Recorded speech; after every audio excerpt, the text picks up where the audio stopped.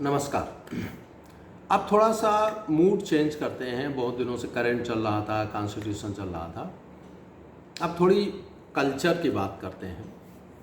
Culture, पहले तो ये समझिए कल्चर क्या होता है, आर्ट्स क्या होती है, फाइन आर्ट्स क्या होते हैं। इनको हम बहुत डिटेल में नहीं समझाएंगे। देखिए, फाइन आर्ट तो उसे कहते हैं जिस आर्ट में कोई मिलावट ना हो पाए। जैसे डांस है, डांस में मिलावट नहीं हो सकती। स्कल्पटिंग है, मूर्ति कला है, उसमें कैसे मिलावट करोगे, जो मूर्ति बन गई उसमें। जैसे लिटरेचर है, ये फाइन आर्ट्स में नहीं आता है। कविता लिखी, 2 लाइन बीच में किसी ने और डाल दी, तो फाइन आर्ट्स में अडल्ट्रेशन बिल्कुल नहीं हो सकता। आज हम बात करने जा रहे हैं इंडो इस्लामिक आर्किटेक्चर की। इंडो इस्लामिक आर्किटेक्चर, ये नाम, कभी कभी इसको सार्वजनिक आर्किटेक्चर कहा गया है, किसी ने इसको पठान आर्किटेक्चर कहा है। भारत में तुर्कों के आने के बाद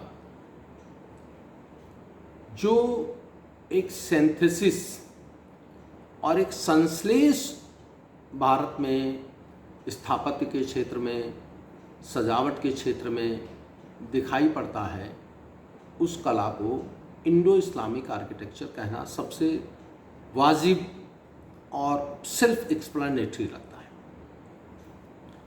पहले तो हम समझने की कोशिश करेंगे कि दोनों के बीच में डिफरेंसेस क्या है। देखिए, किसी भी कला पर अपनी संस्कृति का प्रभाव पड़ता है, और कोई भी संस्कृति अपने मजहब का निर्माण करती है, और प्रत्युत मजहब से संस्कृति के चरित्र का निर्धारण होता है। That is the two way traffic.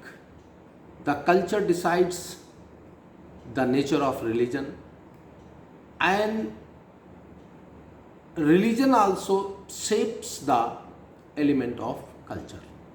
There is a very dynamic exchange, there is very dynamic give and take between the culture and religion. Sometime Irfan Habib ने इसको लिखा है कि sometime religion becomes so static, then it calls the panth or sect, that it stops the dynamic exchange between culture and religion. Then religion becomes nothing but the bundle of rituals. तब ये केवल कर्मकांडों का एक समूह भर रह जाता है और अपनी गतिशीलता को खो देता है। तभी ऐसे लोगों को फंडामेंटलिस्ट, फैनेटिक, कट्टरपंथी कहा जाता है। माने they are not ready to move along the cultural dynamism, माने वो सांस्कृतिक गतिशीलता के साथ नहीं चलना चाहते हैं। तो ऐसे लोगों को फंडामेंटलिस्ट कह दिया जाता है। They are stick to their fundamentals. तो अब इंडो इस्लामिक जब आर्किटेक्चर कह रहे हैं, तो इसका मतलब है कि भारतीय स्थापत्य के तत्व और इस्लामिक स्थापत्य के तत्व मिल करके एक नया स्थापत्य गढ़ रहे हैं, और उस गढ़न का नाम इंडो इस्लामिक आर्किटेक्चर है, जिसका सबसे पहला नमूना आपको दिल्ली से दिखाई पड़ेगा, क्योंकि दिल्ली में ही सत्ता पहली बार इस्टेब्लिश की। अब इसमें से कुछ टेक्निकल टर्म का हम इस्तेमाल करेंगे। हिंदुस्तान में सबसे पहली जो इमारत बनी मुसलमानों के आने के बाद, वो बनेगी वही जिसकी सबसे पहले उनको ज़रूरत होगी, और वो इमारत थी मस्जिद। उसका नाम है कुव्वत उल इस्लाम। कुव्वत उल इस्लाम मॉस्क जो है वो कुतुब इनक्लेव में आज की तारीख में पड़ती है, दिल्ली में पड़ती है। कुव्वत उल इस्लाम, कुव्वत माने होती ताकत। कहते हैं उनमें क्या कुव्वत है, जो हम लोग देहाती में बोलते हैं। तो द स्ट्रेंथ ऑफ इस्लाम, आज की तारीख में जो कुतुब मीनार है उसके पीछे की तरफ आपको कुव्वत उल इस्लाम मस्जिद मिलेगी। और आज भी मैंने अपने बच्चों से जो सवाल किया है हिस्ट्री में, जो टेस्ट लिया है, उसमें हमने पूछा है कि जहाँ आज कुव्वत उल इस्लाम मॉस्क है, हालांकि वो खंडहर है, वहाँ पहले क्या था? तो वहाँ पहले जैन मंदिर था। और जब कुव्वत उल इस्लाम मॉस्क में आप प्रवेश करेंगे तो वहाँ पर आपको एक ASI का, आर्कियोलॉजिकल सर्वे ऑफ इंडिया का स्लैब मिलेगा जिसमें लिखा हुआ है कि 22 जैन मंदिरों को तोड़ करके इस मस्जिद का निर्माण किया गया। तो कुव्वत इस्लाम मॉस्क सबसे पहले इमारत थी, और दूसरा इसी की तर्ज पर अजमेर में 2.5 दिन का झोपड़ा बना था। वो भी एक मस्जिद है, 2.5 दिन का झोपड़ा कहा जाता है। 2.5 दिन का झोपड़े के पीछे का नाम के पीछे का हो सकता है इसलिए हो कि 2.5 डे, 2.5 माने होता 2.5 डे का वहाँ फेयर लगता था। कहते कुछ लोग कहते हैं कि मतलब उसको इतनी जल्दी में बनाया गया था कि that took just only 2.5 days. तो ऐसा भी हो सकता है, बहरहाल कुछ भी हो। तो वहाँ पर भी एक पहले के पुराने मंदिरों को तोड़ करके उसको बनाया गया था, और 2.5 दिन का झोपड़ा है। इसके बाद जो इमारतें, ये दोनों इमारतें जो है कुतुबुद्दीन ऐबक ने बनवाई थी। उसके बाद कुतुबुद्दीन ऐबक ने एक मीनार बनवाना चालू किया था जो दुनिया की सबसे ऊंची मीनार है, उसका नाम है कुतुब मीनार। ये कुतुबुद्दीन बख्तियार काकी के नाम पर बनी है, कुतुबुद्दीन के नाम पर नहीं बनी है। तो don't get confused, though it was the construction of the Minar was started by Qutubuddin Aibak, but it is named after Sufi saint जो है कुतुबुद्दीन बख्तियार काकी। तो इसका it was completed by Iltutmish, but the construction was started by Qutubuddin Aibak. ये 5 स्टोरी ऊंची इमारत है, और इसका जो नीचे ऊपर और उसके बाद जो 3 मंजिलें हैं वो रेड सैंडस्टोन की बनी हुई है, फ्लूटेड है। एंगुलर और जो है सर्कुलर फ्लूटिंग्स जो है वो अल्टरनेट फैशन में की गई हैं, और जो ऊपर की टॉप 2 मीनार्स है वो उनका आउटर सरफेस प्लेन है, और इसके अंदर सीढ़ियाँ बनी हुई जिसमें अब आप चढ़ नहीं सकते हो, तो अंदर से सीढ़ियाँ बनी हैं ऊपर जाने के लिए। इसलिए पहले 4 मंजिला थी, लेकिन अब ये 5 मंजिला है। It was struck twice by lightning, मतलब इस पर बिजली गिरी थी। तो उसके बाद एक सिकंदर शाह लोदी के ज़माने में और दूसरा फिरोज शाह तुगलक के ज़माने में। तो it had been repaired twice, so the 4 story building has been converted into 5 story building, और उसमें उसका साइज़ भी ऊंचा कर दिया गया था। पहले वो करीब 77 मीटर ऊंची थी, आज ये 82.5 मीटर, जो 82.5 मीटर्स ऊंची है। तो ये बनाई गई थी। अब हम कुछ टेक्निकल बात करने जा रहे हैं। अब वो टेक्निकल बात ये है कि जो इंडियन आर्किटेक्चर है उसको टेक्निकली ट्रेबीट आर्किटेक्चर कहते हैं, और जो पर्जियन आर्किटेक्चर है which is suppose to be brought in India by the Turkic rulers, उसको आर्क्वेट आर्किटेक्चर कहते हैं। ट्रेबीट आर्किटेक्चर में क्या होता है, जैसे हमारे यहाँ के जितने भी आर्किटेक्चर हैं उनमें क्या होता है, धरणी सहतीर प्रकार का ये स्थापत्य होगा। आर्किटेक्चरल जो इसकी वो है कि इसमें धरण होती है और सहतीर होती है। ट्रेबीट माने लिंटल होता है और बीम पर ये टिका होता है। It is resting on the lintel and beam. What is the lintel? Which is put across the on the top of the door, that is called lintel, and beam across the wall, जो छत बनाया जाता है।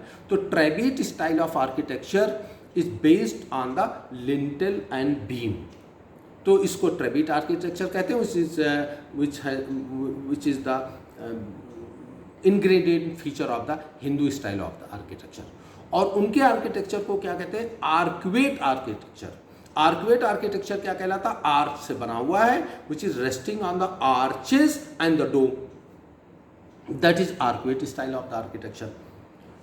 तो अब आप देखें कि जो हिंदू आर्किटेक्चर है that is known for its strength, and the Muslim architecture is known for lightness and space. और मुस्लिम आर्किटेक्चर जो है वो हल्केपन और अपनी जगह के लिए जाना जाता है। उसकी वजह क्या है? हमारा जो आर्किटेक्चर है, मेजरली आर्किटेक्चर, आप दक्षिण भारत में जाएंगे तो वो तो बहुत ही ज़्यादा ह्यूमिड टेम्परेट आर्किटेक्चर है वहाँ, और अपने इधर उत्तर की तरफ आएंगे तो भी यहाँ बहुत वैसा क्लाइमेट है। और जो मुसलमानी जो पर्जियन आर्किटेक्चर है उसका जन्म कहाँ हुआ है? वो हुआ है उसमें रेत में, जहाँ खुला होना चाहिए। दूसरी बात ये ध्यान रखिएगा कि मैंने आपको बताया रिलीजन कल्चर को भी प्रभावित करता है। कल्चर से रिलीजन बनता है, लेकिन रिलीजन से कल्चर बनता है। तो रिलीजन से भी आर्किटेक्चरल एक्टिविटीज़ प्रभावित होती हैं। इस्लाम एक कांग्रीगेशनल रिलीजन है, एक कम्युनिटी रिलीजन है, और इसीलिए जब कुतुबुद्दीन ऐबक ने कुव्वतुल इस्लाम मास्क बनाया, जब इल्तुतमिश आया, क्योंकि कुतुबुद्दीन ऐबक ने दिल्ली को अपनी राजधानी नहीं बनाया था, लाहौर को बनाया था, लेकिन इल्तुतमिश ने दिल्ली को राजधानी बताया, तो दिल्ली को राजधानी बनाया तो दिल्ली की पॉपुलेशन एकदम से बढ़ गई। तो कुव्वतुल इस्लाम मास्क को इल्तुतमिश ने दूना आकार का करा दिया। तो वो इसलिए करा दिया कि इस्लाम में एक खास दिन विशेष में सब लोग इकट्ठा होकर के एक साथ नमाज पढ़ते हैं, तो उसके लिए स्पेस चाहिए। और हिंदुओं में चाहे किसी मंदिर पर हजारों, लाखों, करोड़ों लोग जाएं, लेकिन वहां पर एक समय में 1, 2, 4 लोग ही पूजा करेंगे। तो उसका जो सैंक्टम सैंक्टोरम होता है, उसका जो गर्भगृह होता है, उसका जो प्रदक्षिणा पथ होता है, उसमें बहुत सारे ज़्यादा लोगों को एक साथ बैठाने की जरूरत नहीं होती है। इसीलिए वो क्या होता है, स्ट्रेंथ दी जाती है उसमें। और सर्कम्बुलेटरी जो होती है सक्रिय होती है, और सैंक्टम सैंक्टोरम जो होता है वो बहुत छोटा सा, जिसको गर्भगृह कहते हैं, जिसके ऊपर वो बनता है स्पाइरल या शिखर बनता है। दक्षिण भारत में पिरामिडिकल बनता है और उत्तर भारत में स्पाइरल बनता है। These are the difference between the Dravida style of architecture and the Nagara style of architecture. तो इसकी वजह से तो मुसलमानों में जो एक साथ इकट्ठा होने की का है, इसकी वजह से उनकी इमारत को आर्कवेट किया जाता है, जिससे आर्च जैसे आपने दीवार पर इस पर दरवाजे पर ऐसे रखा, लिंटल रखा, तो जगह कम हो गई। और आपने इसको ऐसा किया, आपने ज्योमेट्री में पढ़ा होगा, शेप जितना ही सर्कुलर होता जाएगा, गोल होता जाएगा, उतने एरिया में स्पेस बढ़ जाएगा।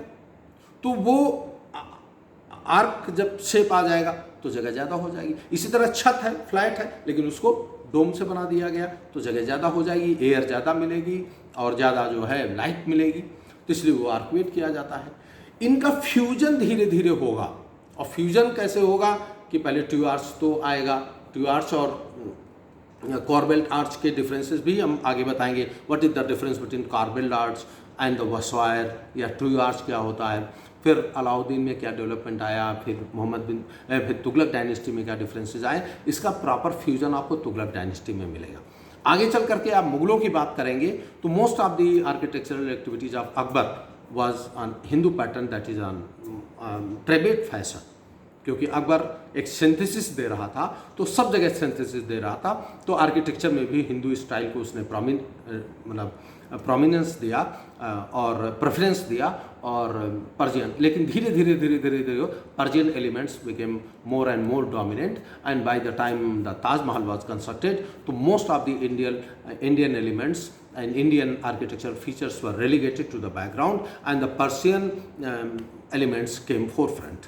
तो इस तरीके से धीरे धीरे the Mughal architectural activities got rid of the Indian elements.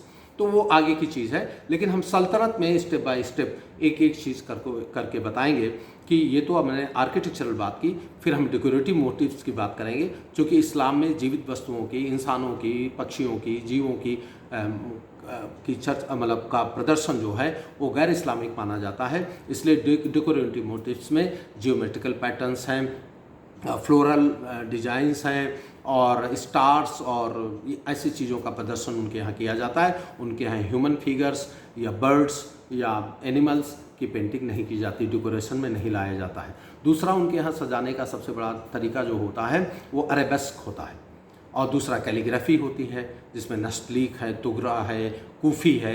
These are the different calligraphic styles. Nastaliq जिसमें उर्दू लिखी जाती है, तो ऐसी चीज़ों से आप देखते होंगे कि आप किसी मुस्लिम इमारत को जब देखते हैं तो उसमें देखते होंगे बड़े डिजाइन से जो है वो लिखा रहता है, दैट इज़ कॉल्ड कैलीग्राफी। तो उन पर जोर दे करके उनके यहाँ डेकोरेशन किया जाता है। हमारे यहाँ क्या है, कलश है, अर्न जिसको बोलते हैं, कलश है, और ह्यूमन फिगर्स हैं। आप देखते होंगे हर जगह द्वारपाल बना होता है, यक्ष होते हैं, गंधर्व होते हैं, यक्षणियाँ होती हैं, अप्सराएँ होती हैं, तो इनके द्वारा हमारे सरफेस को डेकोरेट किया जाता है। These are the different fashion of the decoration of the surfaces of the temples and Muslim architecture. दूसरा, आप देखते होंगे कि उनके यहाँ ज़्यादातर जो हैं इमारतें या तो मस्जिद हैं या मकबरे हैं। हिंदुओं में ज़्यादातर इमारतें जो हैं वो मंदिर हैं और मठ हैं। तो ये भी एक डिफरेंस है, और ये डिफरेंस की वजह है हमारे रिलीजियस जो आइडियोलॉजी है उनके बीच के डिफरेंसेस है। धीरे धीरे इसके फ्यूजन दिखाई पड़ेंगे। आप देखोगे कि कुतुबुद्दीन से लेकर के और सैयद डायनेस्टी तक की जब यात्रा आप करेंगे, अब बल्कि लोदी तक जब आप जाएंगे, तो धीरे धीरे देखेंगे कि हिंदू फीचर्स प्रोमिनेंट होने लगेंगे। आप ताज में देखते होंगे कि कैसे जो है वो इन्वर्टेड लोटस बना हुआ है और उसके ऊपर त्रिशूल जैसा निकलता हुआ दिखाई पड़ता है। तो ये आप देखते हैं कि हिंदू आर्किटेक्चर है। फिर धीरे धीरे अर्न है, कलश है, सैयद डायनेस्टी में दिखाई पड़ने लगते हैं। तो ये सारी चीज़ें जो है धीरे धीरे प्रोमिनेंट होने लगती हैं और इस तरीके से एक फ्यूजन बनता है। उसकी बड़ी वजह क्या है कि मुस्लिम आक्रांता जो है वो शुरू में जो है वो केवल आक्रांता आए थे, उनके पास मैसन नहीं थे, उनके पास राजगीर नहीं थे, उनके पास मिस्त्री नहीं थे, और ज़्यादातर हिंदू इमारतों को तोड़ करके उसके डेब्रिस को लगा करके अपनी इमारतें बनाई थी। तो इस तरीके से प्रारंभ में हिंदू एलिमेंट ज़्यादा दिखाई पड़ते हैं। धीरे धीरे जब दिल्ली वर्ल्ड कैपिटल बन जाती है, बड़े बड़े कलाकार आने लगते हैं और उनके अंदर भी समृद्धि आती है, नए माइंस को, नए खदानों को, पहाड़ों को तोड़ने लगते हैं, तो ओरिजिनल मटेरियल इस्तेमाल करने लगते हैं। तो इस तरीके से धीरे धीरे जो है टर्किक एलिमेंट उभर करके आने लगते हैं और ऐसा दिखाई पड़ता है। लेकिन साथ ही साथ कुछ ऐसे बीच में, जैसे मैंने बताया, अकबर आया तो जिसको हिंदू मुस्लिम एकता पर बड़ा जोर देना है, तो समृद्धि के बावजूद भी वो प्रदर्शन में दोनों का फ्यूजन रखता है। लेकिन फिर जो यात्रा चलती है जहांगीर से शाहजहां, शाहजहां से औरंगजेब, तो ये क्रमशः अपने पॉलिटिकल सिस्टम को या पॉलिटिकल आइडियोलॉजी को ज़्यादा कट्टर करने की कोशिश करने लगते हैं। तो धीरे धीरे वो हिंदू एलिमेंट को स्लफ ऑफ करते हैं, छोड़ते हैं। तो इस तरीके से पैटर्न, तो पहले सल्तनत में इस क्रम को समझेंगे। एक बार यदि आपको इसका ग्रेजुअल डेवलपमेंट, एवोल्यूशन समझ में आ गया, तो आप आंसर करने में गलती नहीं करोगे, ये मैं वायदा कर सकता हूँ। तो अभी तक का इतना ही। आगे हम एक एक डायनेस्टी को, अलाउद्दीन को, तुगलक को, सैयद को, और इनको लेंगे और फिर उसके बाद उसमें जाएंगे, मुग़ल में जाएंगे। Thank you.